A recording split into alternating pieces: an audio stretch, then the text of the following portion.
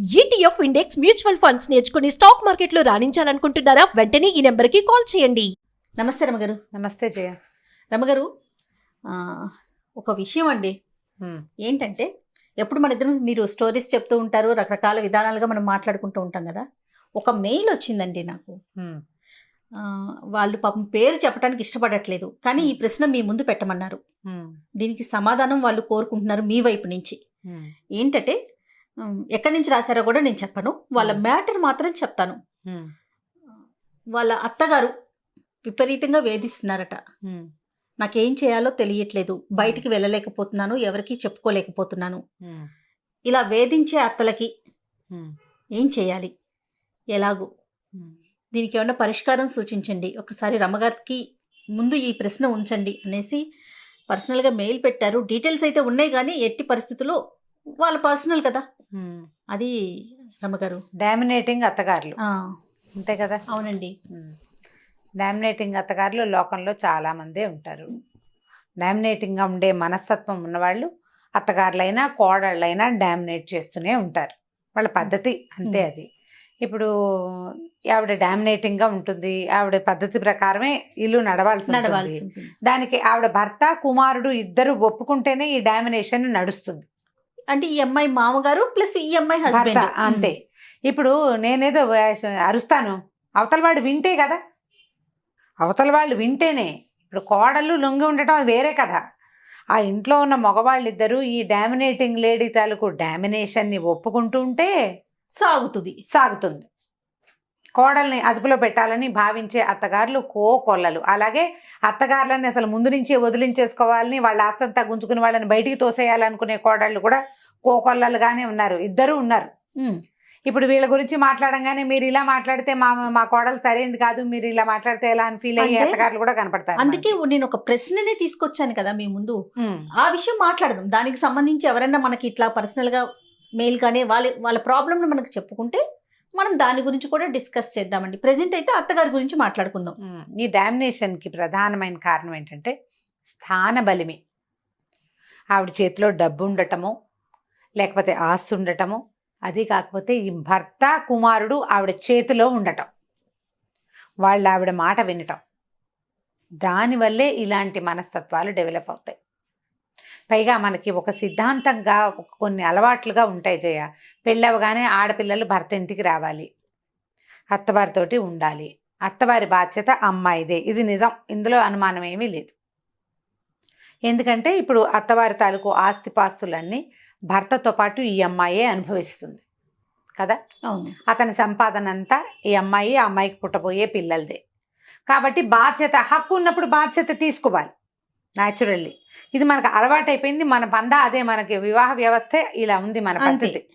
అయితే ఇప్పుడు ఈ పద్ధతి ఇలా ఉన్నప్పుడు బయట నుంచి ఒక అమ్మాయిని తెచ్చినప్పుడు ఆ అమ్మాయిని పూర్తిగా మన కాలు కిందే పెట్టుకోవాలి, మన చేతి కిందే ఉండాలి, దాని పిలక మన చేతిలో ఉండాలి, ఇలాంటి భావాలు ఉండటం వల్ల అదేమంత మంచిది, తెలివైంది, సమర్థనీయమైన విషయం కాదు నిజానికి. దానివల్ల నీ కొడుక్కి సంతోషం ఉండదు. నువ్వు ఏం కావాలని కుమారుడికి వివాహం చేసేవో, భార్య కావాలి అతనికి, ఆ భార్య అతను బాగా ఉండాలి, వాళ్ళకి పిల్లలు పుట్టాలి, నీ వంశాభివృద్ధి జరగాలి, నీ కొడుక్కి ఒక తోడు ఉండాలి లైఫ్ లాంగ్ నువ్వు లేకపోయినా. అది కదా తల్లుల ఆలోచన. ఇప్పుడు ఈ వచ్చిన అమ్మాయిని దాన్ని విరిచి పొయ్యిలో పెడతాను, దాన్ని కాల్చుకు తింటాను అంటే అమ్మాయి ఎట్లా అతనికి ఇది చేస్తుంది? పైగా ఈ అమ్మాయి కాదు, ఇంకో అందగత్తెని తెస్తావు, అదైనా అంతేగా. ఎవరైనా కోడలే, ఎవరైనా తప్పదు, తమ మాట వినేలాగా చేసుకోవాలి. కూర్చోమంటే కూర్చోవాలి, నుంచోమంటే నుంచోవాలి, వాళ్ళు చెప్పిందే కరెక్ట్ అని అనాలి, కరెక్ట్ అనాలి, కరెక్ట్గానే బిహేవ్ చేయాలి. కొంతమంది కరెక్ట్గానే బిహేవ్ చేసినా కూడా కోడళ్ళని కాల్చుకు తినాలి అనేది ఒక మనస్తత్వం అట్లా లోపల ఉండిపోతుంది. కాదు రమ్మగారు, ఓన్లీ వంశం కోసమేనా మనం ఒక అమ్మాయిని మీ ఇంటికి తీసుకొచ్చుకునేది? మీ ఇంటికి వచ్చిన ఆడపిల్ల ఆనందంగా ఉండాలి, కానీ ఏడుస్తూ ఉంటుంది, ఏ శుభదాయకం? ఏమీ శుభదాయకం కాదు. నీకు మాత్రం ఏం సంతోషం?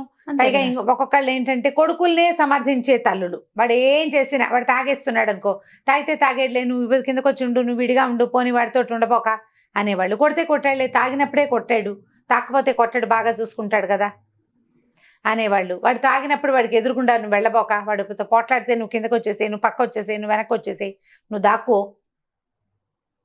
అనేవాళ్ళు. సమర్థిస్తారు. కొడుకుని సమర్థించేవాళ్ళు.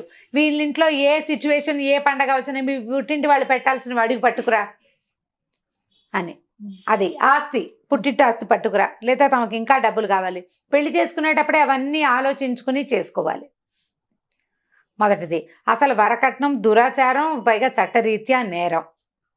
ఎన్ని వరకట్నపు చావులైనా, ఎన్ని అత్తగారుల హెరాస్మెంట్ వల్ల కోడళ్ళు చచ్చిపోయి అత్తలు జైళ్ల పాలవుతున్నా ఈ డామినేషన్ మనస్తత్వము, ఈ వేషాలు మానరు. భయం లేదు జయ. అసలు నేను అనుకుంటా చట్టం ఇంకా కొంచెం గట్టిగా అవ్వాలనుకుంటా. ఇప్పుడు ఎలా అయింది, ఈ హెరాస్మెంట్ కింద 498A అని ఒక యాక్ట్ ఒకటి ఉంది కదా ఇండియన్ ఐపీసీలో. అయితే ఈ యాక్ట్ ప్రకారం ఆడపిల్లలు గనక ఇది చేస్తే అత్తగారులని వాళ్ళు భర్తల్ని అరెస్ట్ చేసేస్తారు, గవర్నమెంట్ ఉద్యోగాలు ఉంటే పోతాయి. అవును. దాన్ని కొంతమంది దాన్ని మిస్యూజ్ చేస్తున్నారు కూడా ఇప్పుడు, కానీ యూజ్ చేయబడుతోంది తప్పకుండా. ఇది కొంత మటుకు ఆడపిల్లలకి హెల్ప్ఫుల్ గా ఉండే విషయమే.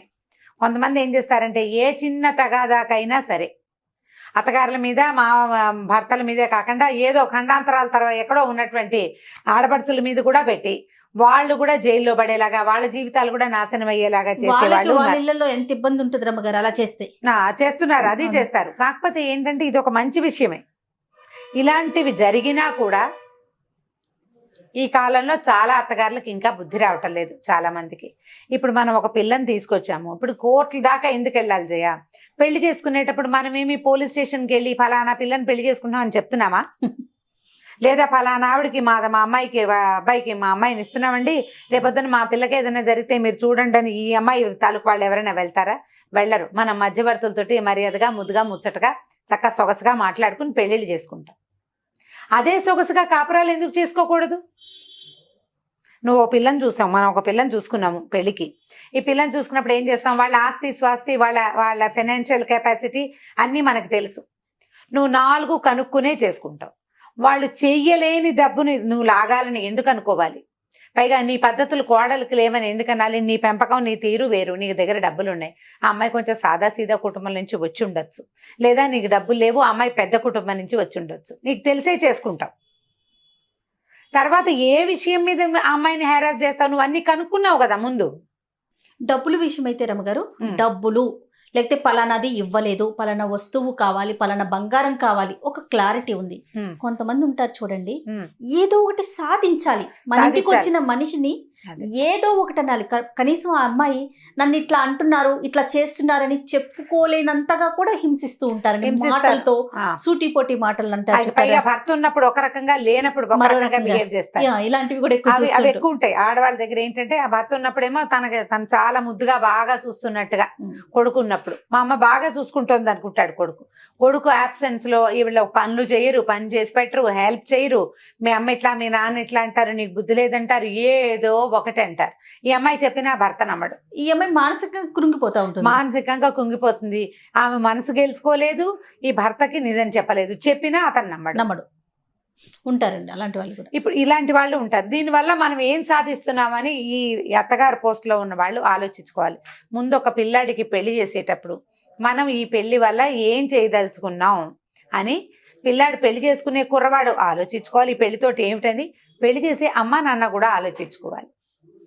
దాని ప్రకారం యాక్ట్ చేస్తే అమ్మ ఈ 498A లాంటివి మీ మీదకి ప్రయోగించబడకుండా ఉండాలి అంటే మీరు కొంచెం జాగ్రత్తగా ఉండాలి. ఇప్పుడు ఇది ఈ యాక్ట్ పేరు చెప్పి జనాన్ని భయపెట్టడం కాదు మన ఉద్దేశం. అవునవును, ఇలాంటివి వచ్చే అవకాశాలు ఉన్నాయి. మనం అసలు పెళ్లి చేసేటప్పుడు ఎందుకు చేస్తున్నాము, ఏమిటి, ఈ అమ్మాయికి ఎంత ఉంది, దానికి ఎంత వచ్చు. ఈ రోజుల్లో ఆడపిల్లలు చదువుకుంటున్నారు, వాళ్ళకి ఇళ్లల్లో ఉండే అత్తగారులకు వచ్చినట్టుగా అన్ని రకాల పనులు రాకపోవచ్చు. చదువుకుని ఉద్యోగం చేస్తారు, ఏదో ఇంటికి అవసరమైన పనులు మాత్రం చేసుకోగలుగుతారు. ఆ చేసుకోగలిగిన వాళ్ళని అంత మాత్రమైనా చేసుకొనిచ్చి ఆ రకంగా కనుక ముందుకు తీసుకెళ్తే ఈ అత్తగారి డామినేషన్ హడావిడి లేకుండా ఉంటుంది. తగ్గించుకోవాలి ముందు. పైగా డామినేట్ చేసి నువ్వు సాధించేదేంటి?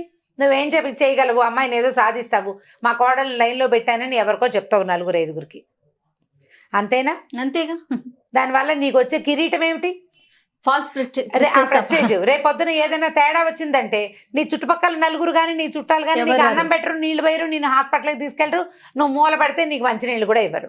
నీకు అవన్నీ చేయవలసింది ఎవరు? నీ ఇంట్లోనే నీ కొడుకు భార్య అయినటువంటి అమ్మాయి. సొంతంగా చేసినా చేయకపోయినా ఎంతో కొంత నిన్ను సపోర్ట్ చేయాల్సింది ఈ అమ్మాయే. అంతే. నువ్వు అమ్మాయితో సాయిదా ఫాయిదాగా ఉంటే నీ తర్వాత రోజులు నీకు సపోర్ట్ కాదు చేస్తుంది. రమ్మగారు, మరి ఆ టైప్ ఆఫ్ మైండ్ సెట్ ఉన్న వాళ్ళని ఎట్లా అండి, ఎట్లా మార్పు తీసుకురావాలి, వాళ్ళ వైపు నుంచి ఎట్లా మార్చాలంటారు? భర్తల ద్వారానే కుదురుతుంది జయ. ఇది మగవాళ్ళకి చెప్పాల్సిందే. మగవాళ్ళు అర్థం చేసుకోవాలి దీన్ని. మా అమ్మ ఇట్లా బిహేవ్ చేస్తుంది, ఇది కరెక్ట్ కాదు.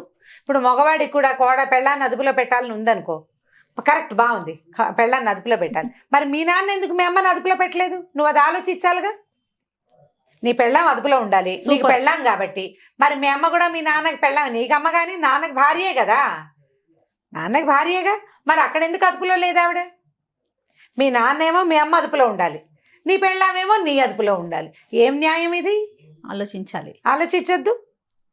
మీ అమ్మ నీకు అమ్మ అయిపోయింది, నీకు రేపొద్దున నీ భార్య కూడా నీ కొడుకు విషయంలో ఇలాగే ఉండొచ్చు. అమ్మ గొప్ప కానీ పెళ్ళామే కదా. మరి పెళ్ళాలు అదుపులో ఉండాలంటే అమ్మ పెళ్ళామే, పెళ్ళామే ఇద్దరు భార్యలే కదా. ఈవిడ అదుపులో ఉండాల్సిందే. మా అమ్మ ఇష్టం, మా అమ్మ మోనార్కు, మా అమ్మకి ఇష్టం లేదు కాబట్టి నువ్వు మీ ఇంటికి వెళ్ళకూడదు, మా అమ్మకి ఇష్టం లేదు కాబట్టి నువ్వు బజార్ రాకూడదు, మా అమ్మకి ఇష్టం లేదు కాబట్టి నువ్వు ఉద్యోగం చేయకూడదు, మా అమ్మకి ఇష్టం లేదు కాబట్టి నువ్వు రెండోసారి పిల్లల్ని కనకూడదు, మా అమ్మకి ఇష్టం లేదు కాబట్టి నువ్వు బతకూడదు. ఎలా? అమ్మకి ఇష్టం లేకపోతే నాన్నతో కూడా మాట్లాడకుండా ఉండొచ్చు, నీ భార్య మాత్రం నీ మాటే వినాలి. అదే, ఇలాంటి కండిషన్స్ కూడా ఉంటాయి. అవి ఉంటాయి. ఇవన్నీ కూడా జయ, నేను ప్రతిసారి ఒక పాయింట్ చెప్తా, అందరికీ కోపం వస్తుంది, నీకు కూడా ఒళ్ళు మండుతుంది. ఇప్పుడు మగవాళ్ళు కీలకం. ఆవిడ డామినేటింగ్గా బిహేవ్ చేయడానికి భర్త ఒప్పుకోవటం, కుమారుడు ఒప్పుకోవటం, ఈ రెండు కారణాలు. నేను సపోర్ట్ చేస్తాను రమ్మగారు, కరెక్ట్, మీ పాయింట్ కరెక్ట్. ఇది ఇప్పుడు వాళ్ళు గనక నువ్వు ఇలా ప్రవర్తించద్దు, ఈ అమ్మాయి వెళ్ళిపోతుంది, ఎట్లా నా పెళ్ళిని నేను బచాయించుకోవాలమ్మా, ఎందుకు ఇట్లా బిహేవ్ చేస్తావు, అసలు ఎక్కడ తప్పు జరుగుతుందని మాట్లాడాలంటాను. పెళ్లిళ్ళు చేసే ముందే ఆలోచించుకోవాలి జయ, ఇవన్నీ కూడా కూలంకషంగా. తర్వాత గొడవలు వస్తున్నాయి అనుకో, ఆ అమ్మాయిని తల్లిని భర్తలు ఇద్దరు అంటే మామగారు భర్త కూర్చోబెట్టి మాట్లాడుకోవాలి. ఇప్పుడు ఈ తల్లుల డామినేట్ చేసే అత్తగారులకు తోడు కొద్దిగా ఆడపడుచులు తెలివితేటలు కూడా కొంత ఉన్నాయి అనుకో, ఇక అంతే సంగతి. ఇంకా ఎక్కువ కొంతమంది ఏం చేస్తారంటే, కూతురు ఉందనుకో, ఒక కొడుకు కూతురు ఉంటే అన్ని పూసకొచ్చినట్టు కూతురికి రోజు ఫోన్ చేసి చెప్తారు. ఆ అమ్మాయి ఏదో బోధిస్తుంది, ఆ అమ్మాయి ఐడియా ప్రకారం తల్లిని వెనకేసుకొస్తారు. న్యాచురల్, అన్నయ్య కాపురం చెడగొట్టాలని ఏం ఉండదు అందరికీ, కానీ తల్లిని వెనకేసుకొస్తారు. నువ్వే కరెక్ట్ అంటారు, తల్లి ఇంకా రెచ్చిపోతుంది. ఏది ఏమైనా నువ్వు కుమారుడితోటి ఉండాలి, మన తాలూకు పద్ధతి అదే. చచ్చిపోతే నెత్తి కొరుకు కొడుకే పెట్టాలి, ఏ తద్దినమో పెడితే వాడే పెట్టాలి, కూతురు పెట్టేది లేదు. ఎందుకంటే కూతురు చేతిలో ఏముండదు, కూతురు నీ గట్టిగా మాట్లాడుతుంది, కూతురు ఇంట్లో ఆధ్వర్యం అంతా కూతురు భర్తది ఉంటుంది జనరల్గా, అంతే కదా. ఇక్కడ నీ కొడుకున్నట్టే, ఇక్కడ మనం ఉన్నట్టే అక్కడ కూతురు అత్తగారు కూతురు భర్త వాళ్ళ హైరాన్ హెచ్చుగా ఉంటుంది. ఆ అమ్మాయి నీతో ఫోన్లో మాట్లాడుతుంది కానీ నిన్నేం ముద్రించదు, అంతే కదా జరిగేది. ఇప్పుడు అమ్మాయి ఇప్పుడు మాట్లాడుకుని ఆ తెలివితేటలన్నీ మరి నువ్వు కోడల మీద ప్రదర్శిస్తే ఎట్లాగా? ప్రతి అత్తగారు మొట్టమొదట తెలుసుకోవాల్సింది ఏంటంటే, నాకు 2 పిల్లలు ఉన్నారు, లేదా 2 కుమారులు, లేదా ఓ కుమారుడు ఓ కుమార్తె, 2 కుమార్తెలే ఉన్నారు అనుకుందాం. వీళ్ళతోటి మనం ఎట్లా చేయాలి అనేది ప్లాన్ చేసుకోవాలి మొదట. ఒక అమ్మాయి ఉంటే అబ్బాయి సంగతులన్నీ అమ్మాయికి చెప్పకూడదు. అబ్బాయి ఇంట్లో ఏం జరుగుతున్నా నువ్వు హ్యాండిల్ చేసుకోవాలి దాన్ని. కూతురుకి చెప్పి ఆమె సలహా తీసుకుందామని అనుకోవద్దు. ఆ అమ్మాయి ఇప్పుడు నీకు 50-60 ఏళ్ళు నీకుంటే కూతురికి 25-30 ఏళ్ళు ఉంటాయి. ఆ పిల్ల ఐడియాలు ఎలా వర్కౌట్ అవుతాయి? కావు. ఆమె తెలివితేటలు వేరుగా ఉంటాయి. ఒకవేళ 2 అబ్బాయిలే ఉంటే ఈ అబ్బాయి ఇంట్లో విషయం ఆ అబ్బాయి ఇంట్లో చెప్పద్దు, ఆ అబ్బాయి ఇంట్లో విషయం ఈ అబ్బాయి ఇంట్లో చెప్పద్దు. 2 అమ్మాయిలే ఉండి 2కి వివాహాలు అయిపోయి ఉంటే గనక ఈ అమ్మాయి గొప్పదని ఆ అమ్మాయికి చెప్పకూడదు, ఆ పిల్ల చాలా మంచిదని ఈ పిల్లకి చెప్పకూడదు. ఏ పిల్లని ఆ పిల్లని సెపరేట్గా ఉంచుకుని వాళ్ళిద్దరు కలుసుకున్నప్పుడు వాళ్ళు కలుసుకుంటారు. మీరు జాగ్రత్తగా హ్యాండిల్ చేస్తే ఫ్యూచర్ బాగుంటుందమ్మా. ఇప్పుడు మనం ఏం చేస్తున్నాము, ఈ ఓల్డేజ్ హోమ్స్ ఎక్కువైపోతున్నాయి, పిల్లలు చూడలేదని పిల్లల్ని తెగ తిట్టిపోస్తాం. పిల్లలదే కాదు ఆ సమస్య, పిల్లలది కొంత ఉంటే పెద్దవాళ్ళు కూడా ఇలా కాల్చుకు తింటే బాగా సతాయించి, నువ్వు బాగా గట్టిగా ఉన్నన్నాళ్ళు నువ్వు సతాయించి తిట్టిపోసి ఎక్కిరిచ్చి దాన్ని ఏదో ఒకటని డామినేట్ చేసి పని రావట్లేదని తిట్టిపోసి అన్ని రకాలుగా అమ్మాయి ఫ్యామిలీని ఎక్స్ప్లాయిట్ చేస్తే నీకు ఓపిక తగ్గిన నాడు వాళ్ళు నిన్ను వదిలించుకుంటారు. చూడాలనిపించదు కదా. చూడాలనిపించదు కదా. బాగా చూసిన అత్తగారులన్నీ కూడా వదిలించుకునే రోజు ఇది. కాబట్టి ఈ డామినేటింగ్ వ్యవహారాన్ని కొంచెం తగ్గించుకుని అమికబుల్గా ఎవరి జీవితం వాళ్ళు జీవిస్తూ ఉంటే ఎవరి దారిని వాళ్ళం హాయిగా ముందుకెళ్ళిపోతాం. దీన్ని ఆలోచించాలి. ఇది రేపొద్దున నా ఫ్యూచర్లో ఎట్లా నా సంగతి, నేను ఎవరి మీద డిపెండ్ అయి ఉంటాను. ఎమోషనల్గా డిపెండెన్సీ కావాలి, ఫిజికల్గా డిపెండెన్సీ అవసరపడుతుంది, ఫైనాన్షియల్ డిపెండెన్సీ చెప్పనే అక్కర్లేదు. చాలా సంబంధ బాంధవ్యాలు నెరపకపోయినా కనీసం అమ్మాయిని చిన్నబుచ్చకుండా ఉంచితే. అవును, ఇప్పుడు మనం ఈ పాయింట్ మాట్లాడంగానే జనం ఎట్లా రియాక్ట్ అవుతారంటే కొంతమంది అదేంటండి అత్తగారులైనా డామినేట్ చేసేది, మీరు ఇలా ఒకవైపే మాట్లాడారు అని బాధపడతారు. అదే చెప్పాను. కోడళ్ళు డామినేటింగ్ కోడళ్ళని గురించి కూడా దీనికి బ్యాక్ టు బ్యాక్ ఇంకొక వీడియో చేద్దాం. ఇది కూడా యాక్చువల్గా అందరికీ తెలిసిన విషయమే. ఒక ఆవిడ పర్సనల్గా మనకి ఇచ్చి దయచేసి మీరు మాట్లాడండి దీని గురించి చెప్పండి అని అడిగారు కాబట్టి ఆ సందర్భానుసారం మాట్లాడాము. మీరన్నట్లుగా కోడళ్ళకి సంబంధించి కూడా చేద్దాం. అందరి వైపు నుంచి మాట్లాడతాం కదా మనం. అవును, కాబట్టి ఇది నేర్చుకోవాలి. ఇది మనం మొదట తెలుసుకోవాల్సింది ఏంటంటే మనం పెళ్ళి ఎందుకు చేస్తున్నాం అబ్బాయికి, ఆ వచ్చిన అమ్మాయిని మనం ఎందుకు అడ్జస్ట్ అవ్వలేము. దీని కాదు ఇంకో బంగారు కొండ తెచ్చినా అది పరా ఇంటి బిడ్డ. ఆ అమ్మాయి పద్ధతులు అమ్మాయికి ఉంటాయి, అంతే. అమ్మాయి అలవాట్లు కొన్ని ఉంటాయి, అవి ఇవి అడ్జస్ట్ అవ్వడానికి టైం పడుతుంది. మనం కూడా ఇదివరకు ఇలాగే కష్టపడ్డాం మొదట్లో, తర్వాత అడ్జస్ట్ అయ్యాం. ఈ అమ్మాయి కూడా అడ్జస్ట్ అయ్యేందుకు టైం ఇద్దామని కనుక మీరు కొంచెం పెద్ద మనసుతో ఆలోచిస్తే ఈ సమస్యలు రాకుండా ఉంటాయి. వచ్చే వీడియోలో డామినేటింగ్ కోడళ్ళ గురించి మాట్లాడదాం మనం. తప్పకుండా రమ్మగారు, దీనికి ప్రశ్న అక్కర్లా, మనమే చేసేద్దాం. తప్పకుండా, నేను అదే అందాం అనుకున్నాను. రైట్, నమస్తే రమ్మగారు. నమస్తే జయ. ఓకే అమ్మా.